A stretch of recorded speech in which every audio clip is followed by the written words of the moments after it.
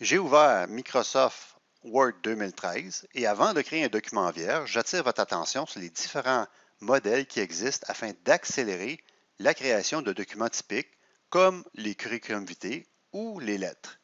Par exemple, si je clique sur lettres, entre parenthèses rouge et noir, j'ai ici un modèle de lettres dans lequel les seules choses qu'il me reste à faire, c'est de remplir les blancs.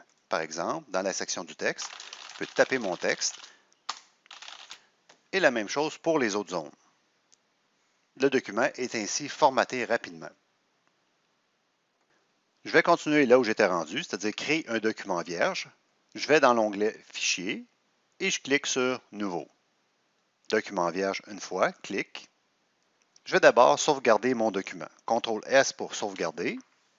Dans votre cas, vous sauvez dans le bon classeur sur votre Z. Moi, je vais sauver dans Document. Démonstration 1. Enregistrer. On voit maintenant que la barre titre contient le nom de mon document, démonstration -1.docx, qui est l'extension des documents Microsoft Word. Je vais afficher la règle horizontale et verticale pour connaître entre autres la taille de mes marges.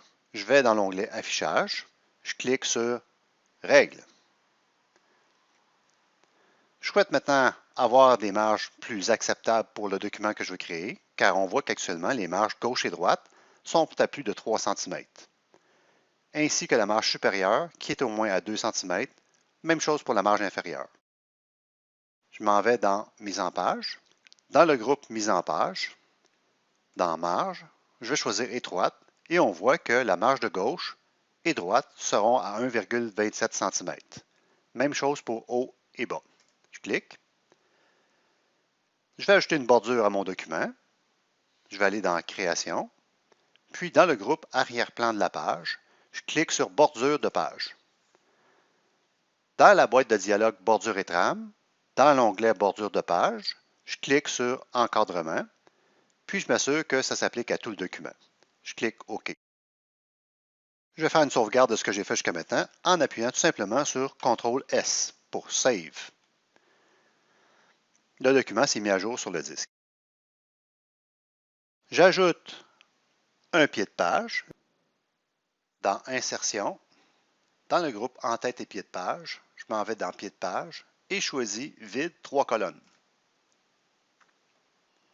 Si la case à cocher Première page différente n'est pas cochée, cochez-la. Et si l'action Cocher première page différente fait disparaître vos 3 colonnes dans le pied de page, les rajouter à l'aide du groupe En-tête et pied de page, 3 colonnes. On voit que ça a créé un nouvel onglet temporaire qu'on a appelé Création, sur lequel en haut c'est marqué Outils En-tête et pied de page.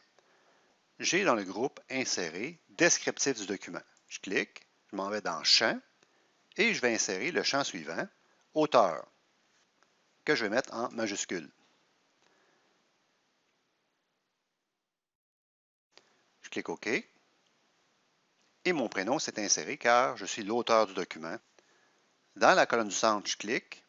Je vais insérer l'heure. Cependant, avant d'insérer l'heure, je vais cliquer juste un petit peu avant, ici, et je vais marquer heure d'impression. Espace. Je reclique sur Taper ici. Je m'en vais sur Descriptif document, dans Champ, et je vais choisir, évidemment, le champ heure, avec le format heure, minute, seconde. OK. Donc, à chaque fois que je vais imprimer le document, l'heure va changer. Dans la troisième colonne, je clique et je vais insérer le numéro de page. Dans Descriptif du document, dans Champ, je vais choisir Page.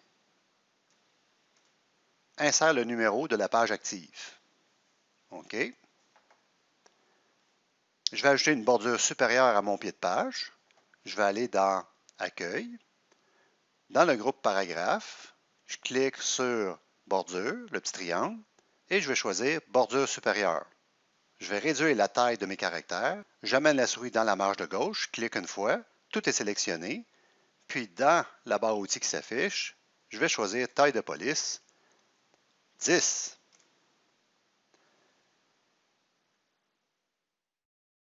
Je retourne dans l'onglet Création et je fais Fermer l'entête et le pied de page. Je descends avec la barre de défilement verticale et on voit ici que mon pied de page est créé. Depuis que j'ai commencé la démonstration, il n'est plus l'heure qui est là. Si je veux qu'elle change, ça va être au moment de l'impression. On peut faire un test. Si je fais CTRL-P, P pour Print, et que je reviens au document avec la flèche en haut à gauche, je descends, les minutes et les secondes se sont adaptées. Alors, il faut vraiment demander une impression pour que les champs s'ajustent. Mon pied de page de ma première page est fait.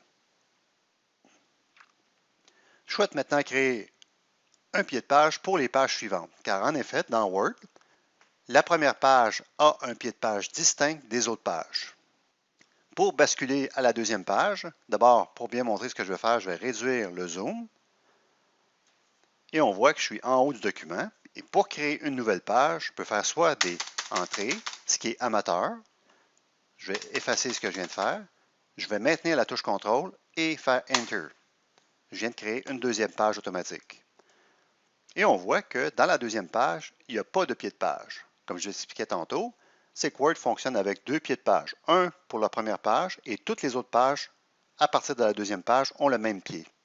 Pour ajouter un pied de page dans la deuxième page, je m'en vais dans l'onglet Insertion, dans le groupe En-tête et pied de page,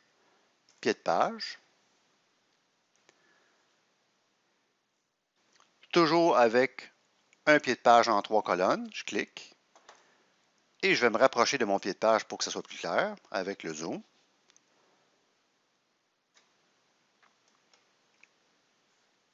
Dans le premier champ, cette fois-là, je vais rentrer mon nom au complet et ça va être un texte statique, c'est-à-dire qu'il ne changera jamais.